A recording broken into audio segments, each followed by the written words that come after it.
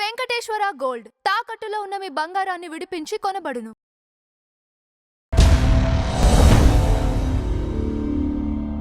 కృష్ణవంశీ గారిది ఈ వెర్షన్ అయితే మరి ఫుల్ ఫ్లెడ్జ్డ్గా బౌండెడ్ స్క్రిప్ట్తో మీరు డైలాగ్స్ అందించినటువంటి ఆరెంజ్ సినిమా ఎక్కడ అది మిస్ఫైర్ అయింది? అప్పటికి అది అడ్వాన్స్డ్ థాట్. ఓకే, అది ఫస్ట్ విషయం. రెండో విషయం ఏంటి అంటే 2010లో రిలీజ్ అయింది.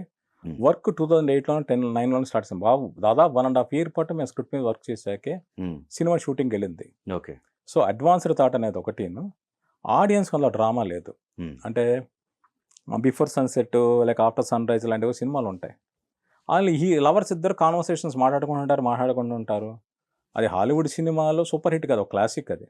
అలా హీరోయిన్స్ ఇద్దరు ఎంతసేపు మాట్లాడుకున్నది కూడా కరెక్ట్ కాదని నా ఒపీనియన్. తర్వాత ఇంకోటి అంటే రామ్ అది ఎక్స్ప్రెస్ చేశారండి నేనంటే ఈ మాట అంటే తప్పు కానీ ఓకే, ఏ డైరెక్టర్తో నేను మాట్లాడినంత దారుణంగా భాస్కర్ గారితో మాట్లాడాను. ఓకే, కథ విషయంలో మీరు ఇలా చేయదు సార్, నేను చాలా తీవ్రంగా వాదించాను. ఆయన నాగబాబు గారు కూడా నాగబాబు గారు అందులో ఇన్వాల్వ్ అయ్యారు కాదు. ఓకే, రామ్ చరణ్ గారే నన్ను పిలిపించి ఆ ప్రాజెక్ట్లోకి ఇన్వాల్వ్ చేయించింది. ఓకే, బాంబేలో షూటింగ్ చేసేటప్పుడు రామ్ చరణ్ గారు నన్ను పక్కా పిలిచి, ప్రసాద్ గారు ఎంతసేపు ఈ రామ్ క్యారెక్టర్ సాక్రిఫైస్ చేయడం తప్పితే హీరోయిన్ పరంగా ఏమీ లేదు, మీరు ఏంటి దాని గురించి ఏం ఆలోచిస్తారంటే, నేను రూమీ పోయిట్రీ లేక గైడీ మపాసా కథలు ఇలాగ అలా ఉండాలి, ఆ అమ్మాయి సాక్రిఫైస్ చేయాలంటే ఇలాగ ఉండాలి, ఇలాంటివన్నీ మాట్లాడుతుండేవాడు.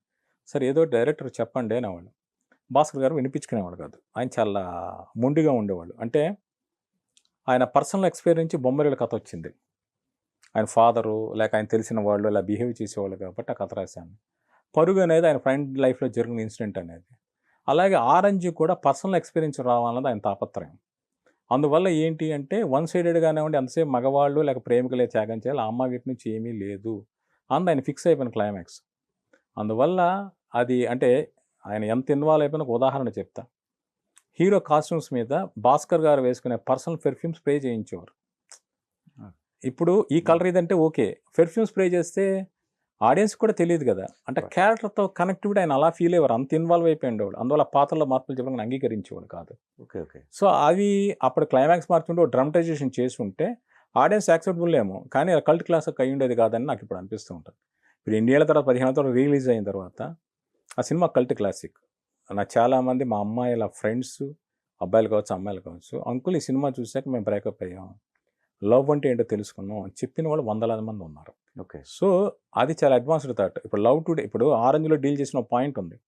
ఫోన్ తీసుకుంటే చాలా ఇరిటేట్ అవుతాడు. అంటే ఫోన్ అనేది ప్రైవసీ మ్యాటర్. అప్పటికి చాలా కొత్త. అంటే మనం ఒకరిని పెళ్లి చేసుకుంటే ఏంటి వాళ్ళు ఏమైనా వాళ్ళ అకౌంట్లు చూసేయచ్చు, వాళ్ళ డైరీలు చదివేయచ్చు, ఫోన్లు చూసేయచ్చు అనుకునే రోజుల్లో ఫోన్ అనేది నా ప్రైవసీ మ్యాటరు. లవర్స్ అయినా wife and husband personal space ఉండాలి అని చెప్పిన మొట్టమొదటి సినిమా ఆరెంజ్. లవ్ టుడే అని ప్రదీప్ రంగనాథన్ గారు చేశారు. అందులో ఫోన్ల మీద కథ నడిచింది. సూపర్ హిట్ అది, సూపర్ హిట్. ఆరెంజ్లో ఒక ఎపిసోడ్ ఒక టాపిక్ అయింది. ఈరోజు ఫుల్ లెంగ్త్ సినిమాకి వస్తే ఆడియన్స్ కనెక్ట్ అయ్యారు, యాక్సెప్ట్ చేశారు, సూపర్ హిట్ చేశారు. అంటే ప్రాబ్లం అనేది ఇంకా ఎక్కువ పెరిగింది. సో ఆ కనెక్టివిటీ అనేది అప్పటి జనరేషన్కి రాలా, ఇప్పుడు వచ్చింది. అది జరిగింది. రచయితలకి మధ్య క్లాషెస్ జరుగుతూ ఉంటాయి ఒకే సినిమాలో ఉన్నప్పుడు కూడా. సో ఈ 22 yearsలో మరి ఎక్కడ మీకు అనుభవం ఎదురవ్వలేదా? ప్రతిసారి ఎదురవుతూ ఉంటుంది. అంటే నేను ఒక రైటర్గా నా తోటి రచయితకి రెస్పెక్ట్ ఇవ్వకపోతే ఎలా అనుకునే మెంటాలిటీ నాది. అంటే బయట వాళ్ళ సంగతి తెలీదు.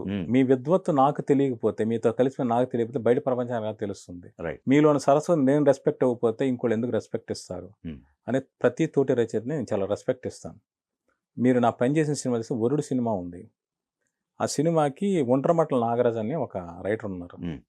ఆయన మొత్తం కంప్లీట్ వెర్షన్ రాశాడు, డైలాగ్ వెర్షన్ రాస్తే అందులో ఒక సీన్ మాత్రం ఉపయోగపడింది.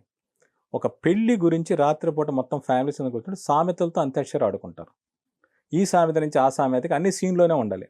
ఆ ఐడియా ఇచ్చింది ఆయన. ఓకే, ఆయన కొన్ని సామెతలు ఇచ్చాడు. తర్వాత నేను కొన్ని సామెతలు యాడ్ చేసి ఆ సీన్ రాశాను. ఓకే, అందువల్ల గుణశేఖర్ గారికి చెప్పి మీరు సినిమా టైటిల్ చూస్తే ఒంట్రమట్ల నాగరాజు అంత్యాక్షరి సీన్ అని ఉంటుంది క్రెడిట్స్. ఆయనకి ఇవ్వాల్సిన డబ్బులు కూడా ప్రొడక్షన్ సైడ్ నుంచి సార్ అతనికి ఇవ్వండి అని చెప్పి చేయించింది నేను.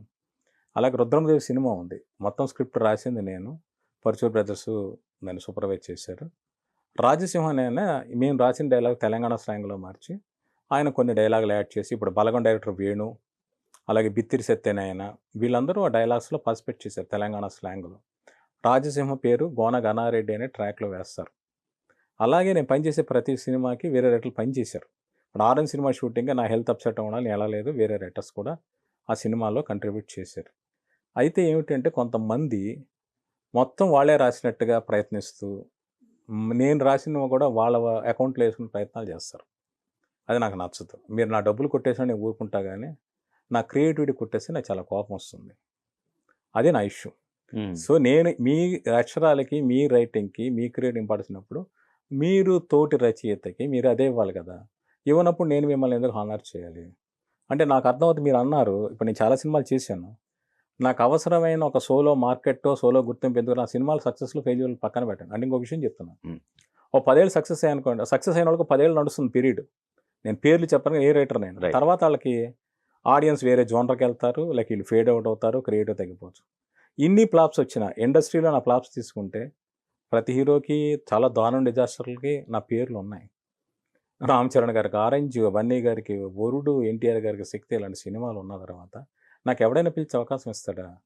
అల్లు అర్జున్ గారు పుష్ప 1 రిలీజ్ అయిపోయిన తర్వాత కూడా నేను ఆయన కలిశాను. ఆయన ప్రతి సినిమా కథ, ఆయన దగ్గరికి వచ్చిన కథలు నాతో డిస్కస్ చేసేవాళ్ళు, తను చెయ్యాలనుకున్న కథలు చెప్పేవాళ్ళు, నా కథలు వినేవాళ్ళు, ఇంతగా ఉండేవాళ్ళు ఆయన.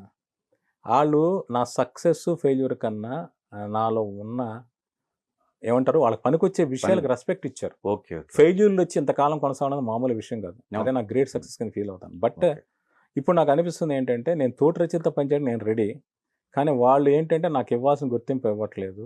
వాళ్ళు వేరేలా బదనాం చేయాలని చూస్తున్నారు. అందువల్ల ఇక నుంచి వీలైనంత మటుకు నా సోలో క్రెడిట్స్ ఉంటేనే పనిచేస్తాను. ఓకే. అది నేను తీసుకోవాలనుకుంటున్న నిర్ణయం. నేను ఈ విషయంలో ఫీల్ అయ్యి 16 తర్వాత నేను వేరే సినిమాలు పనిచేయడం మానేశాను. వేరే ఆఫర్లు వచ్చినా పని చేయను. ఒక 4-5 కథలు అమ్మా, మంచి అడ్వాన్సులు తీసుకున్నా. ఓకే. కానీ ఆ తర్వాత ఏమైందంటే ఒకళ్ళిద్దరు నన్ను మోసాలు చేశారు. తర్వాత కోవిడ్ వచ్చింది. వీటి వల్ల అలా వాయిదాలు పడుతూ వచ్చింది. ఓకే. సో ఇప్పుడు కూడా నేను తీసుకున్న డెసిషన్ అదే.